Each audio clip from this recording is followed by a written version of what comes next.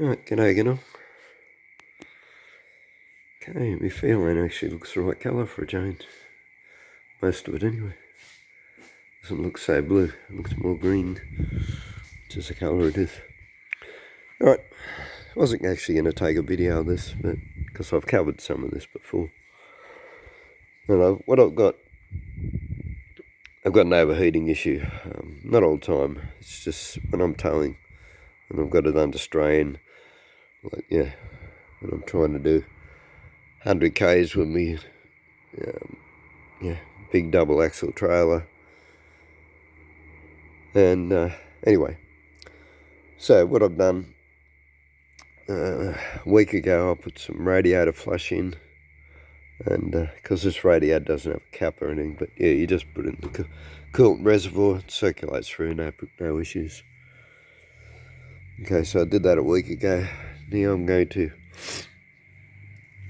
take the radiator out, clean it, then I'm going to drop it back in, connect the hoses, and I'm going to put the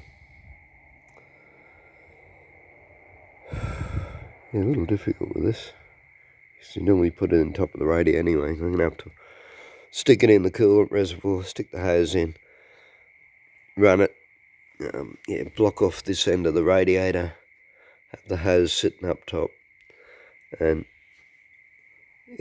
flush the whole system through. You got to have your heater turned on, or what you got to do is have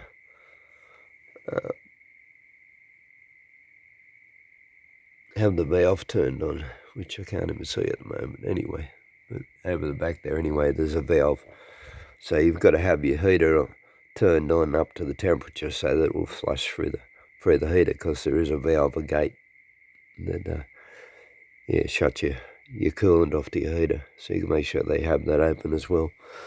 The other thing you need to do is remove the thermostat temporarily. This can be a problem. Fortunately, it came off easy, but it's not uncommon to snap these bolts off. The 2 half-inch bolts are quite long, and you'll see why when I show you. See, they rust in there. Yeah, that's the shorter one, that's the longer one, and so they can snap off. Right. The other issue with the thermostat is take note of which way it goes in. So, because you don't want to put it back in the wrong way. But this is the way it came out, so that's the way it'll be going back in. It's maybe different on a 6-cylinder too. But the other thing too is that was really stuck in there hard. Now, if I was about to go and buy a new thermostat, it doesn't appear to be anything wrong with that. It's shut and it's fine. But I mean, if I had money to waste, I'd just put a new one in anyway. But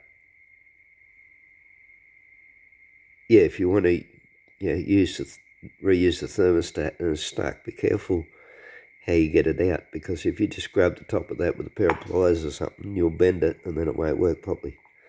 Okay, it's just got to be kept straight. If you twist that, it won't work properly. So what I had to actually do was I got some vice grip pliers, locked them onto just that little edge there where my finger is, and pulled it up that way. Okay, clutch fan. I have made a video on that already, so if you're wondering about that, there's a video on my channel of how to get that off. There's special tools involved that unscrews off the water pump.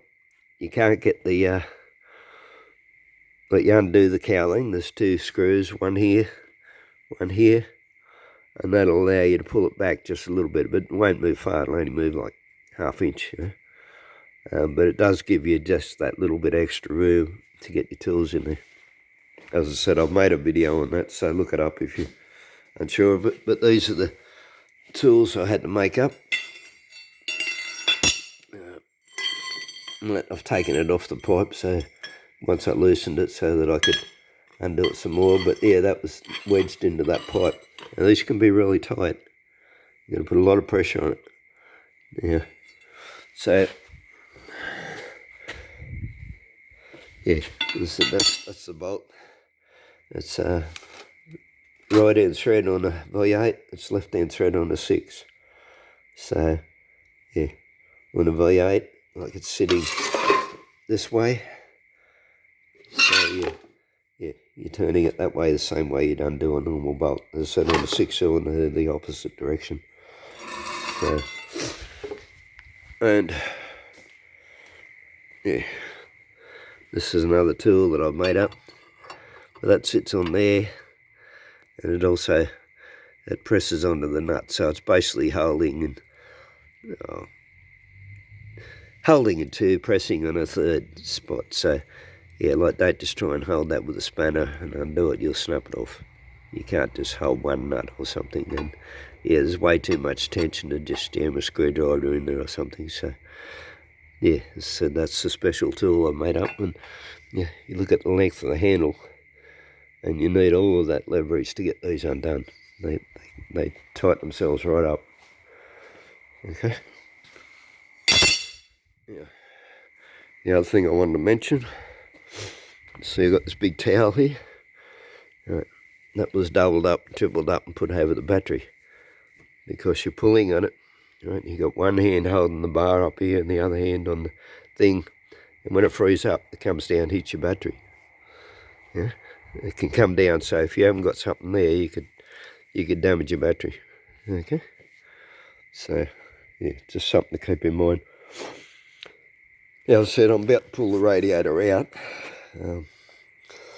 I could just do a flush and everything and save myself a whole lot of hassle, but I think the biggest part of the problem is not an internal blockage, but an external blockage. You know, if you look at down there, you see there's not a lot. You can see bits and pieces of ferns and shit. See, this car goes down dirt roads regularly, especially in the winter. I'm out in the forest towing trail loads of wood, and but I think the biggest part of the problem is the aircon unit and all the damage to it. Doesn't leak, and I only had it gassed up so recently, so I'm not going to disconnect it. So it's got to be done in the car. But yeah, I'll get the radiator out and give that a flush out separately, and yeah, blow through all the fins with air, and the same here will be blown back through it from the inside with the air. But I'm going to have to spend several hours straightening all these fins out. I did have a friend who was a qualified radiator repairer. He had a very thin pair of pliers. He had a pair of pliers that were ground down till they were like 2 screwdriver points. And yeah, he used to use that. He used to hook them on the fins and straighten them out. Yeah, I said you could do it with a screwdriver, but yeah, it's a very tedious job. So yeah, that's what I'm going to have to do now. Today, tomorrow, sometime before I put it all back in, before I even blow it out with air. I'm going to get in there and yeah, straighten all these fins out as much as I possibly can. And yeah, this is from sticks and things that are coming through from underneath through this panel. See?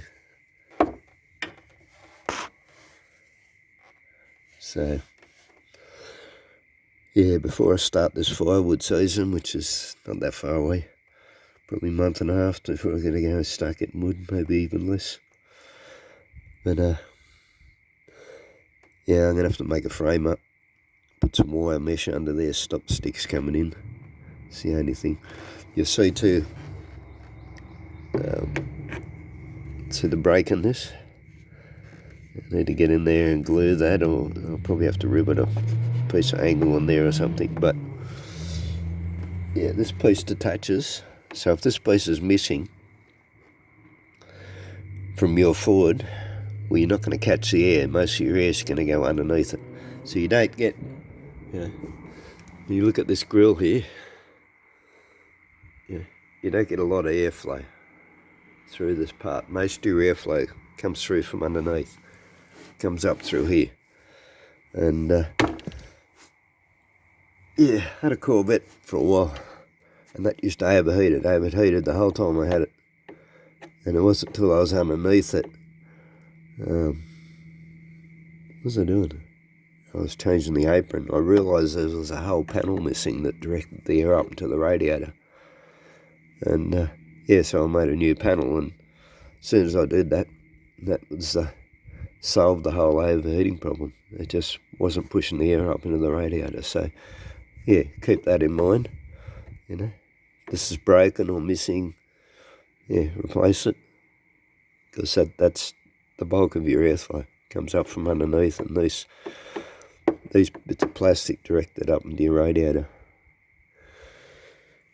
Right. What else can we show you? I think there's a whole lot else I want to show. As I said, it's pretty basic if you've done this sort of jobs. Not an easy job.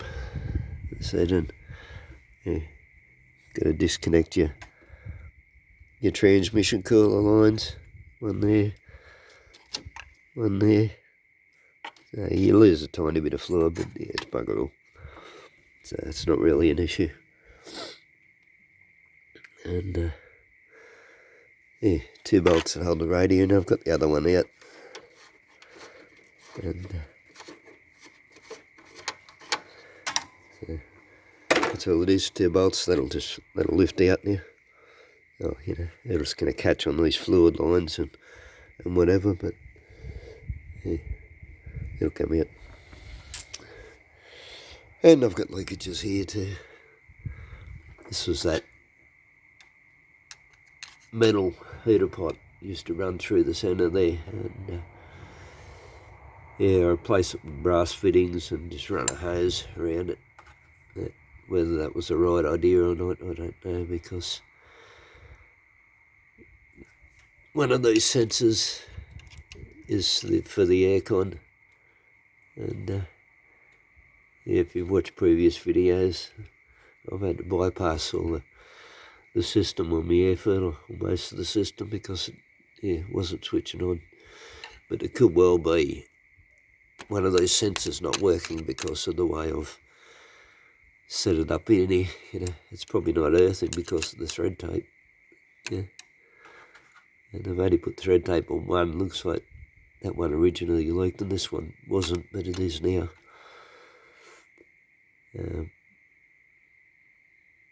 Yeah, so as I said, the thread tape's probably the whole of the issue there.